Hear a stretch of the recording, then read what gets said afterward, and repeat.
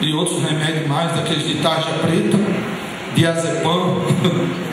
Ele tinha enchido o seu alforge, sua sacola, andou lá pelo deserto, depois foi para uma caverna, e a sua oração foi: Deus, me mate, eu não sou melhor do que os outros que foram antes de mim, já morreu todo mundo, eu não sou melhor do que os meus pais, e eu não quero conversa não, e eu vou dormir. Dormiu, quando acordou tinha comida para ele, que Deus mandou. Ele nem agradeceu pelo alimento, comeu e repetiu a oração: me mate, eu estou só, todos morreram, eu estou sozinho. E era Eliseu, não era Tom, não era você, era Eliseu, o profeta, o homem de Deus. Ele orou, não, reclamou mais uma vez a Deus: estou só, a melhor coisa que o Senhor faz é me matar. E diz o texto que ele acorda e rolou pedras no monte, caiu fogo do céu, e Deus não estava em nada daquilo. Mas diz que de repente soprou uma brisa suave. Pense comigo, dentro de caverna não tem brisa suave. Caverna não entra vento, a não ser que ela esteja de frente, mas não tem.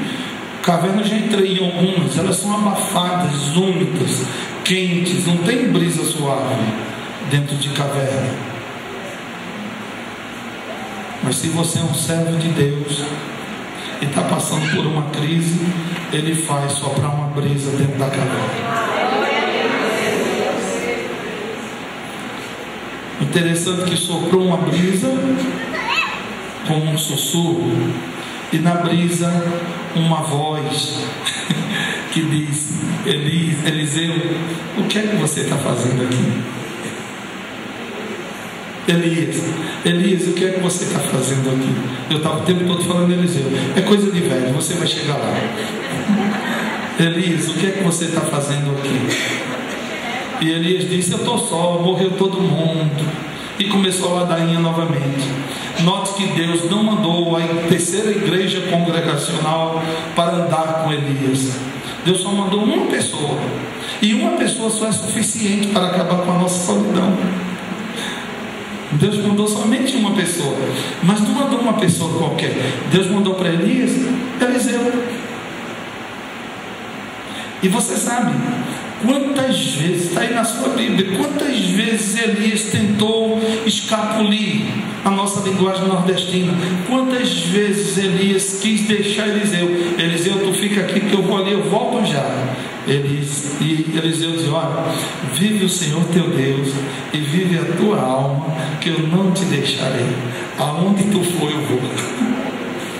Estava reclamando de solidão? Se desliga do cara agora. E que bom que nos momentos de lutas, de adversidades que eu e você passamos, quem sabe você já passou, quem sabe você está passando, ou ainda vamos passar. O bom é que nesses momentos que a gente faz até certas orações loucas, conforme Elias fez, pedindo para morrer. Que bom que nosso Deus sabe o que é bom para mim e para você, e Ele não atende certas orações que nós fazemos. A oração de Elias, Ele não atendeu. Elias pediu para morrer e reclamou que estava só. Deus mandou Eliseu para ele. Ele pediu para morrer, ele não morreu, foi arrebatado ao céu. Foi ou não foi, irmãos? Que bom que Deus não atende certas orações que nós fazemos.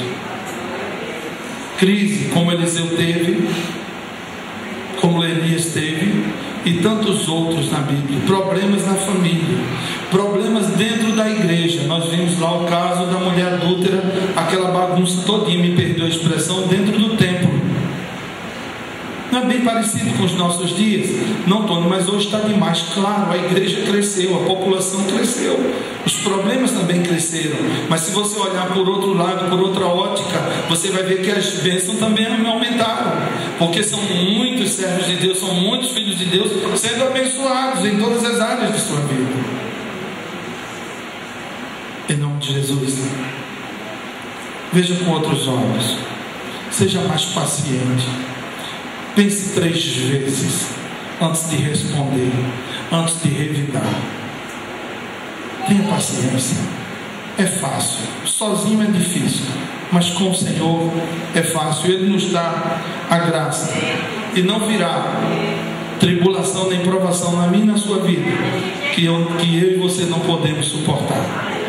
Eu hoje olho para trás e fico olhando os problemas que eu tenho hoje e os problemas que eu já passei. Mas sabe o que eu faço? É difícil, não é fácil. É igualzinho a você. Eu começo a agradecer a Deus pelas vitórias que Ele já me concedeu. E quando eu estou em crise, quando eu estou para baixo, eu sei que isso é uma coisa momentânea. Amanhã é outro dia. Se a minha vitória não chegou hoje, ela vai chegar amanhã.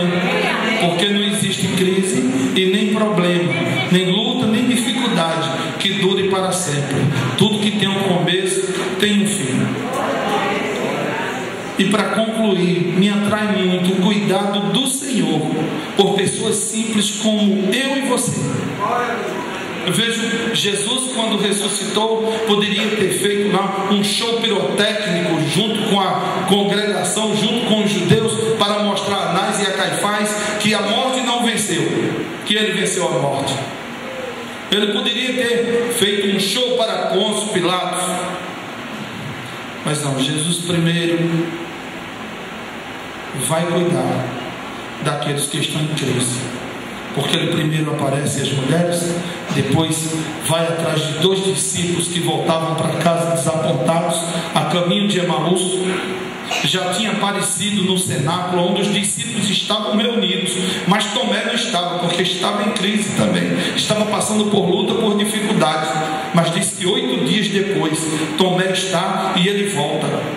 E como na primeira aparição dele, no cenáculo, ele troca ideia com os discípulos, mostra as feridas na mão, o lago onde o guarda rasgou, sopra sobre os discípulos dizendo: recebei o Espírito Santo.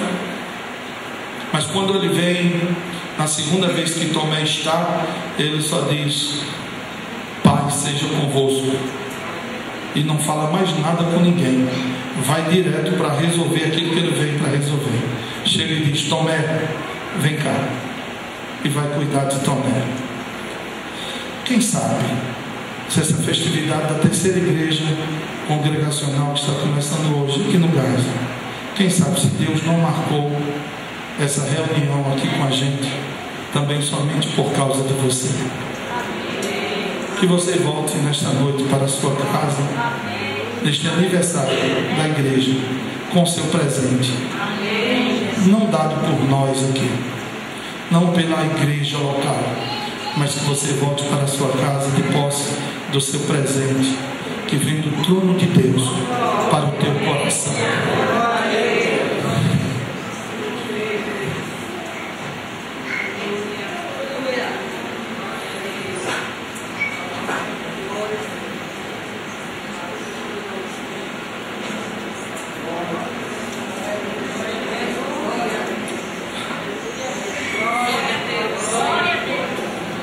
Jesus é bom.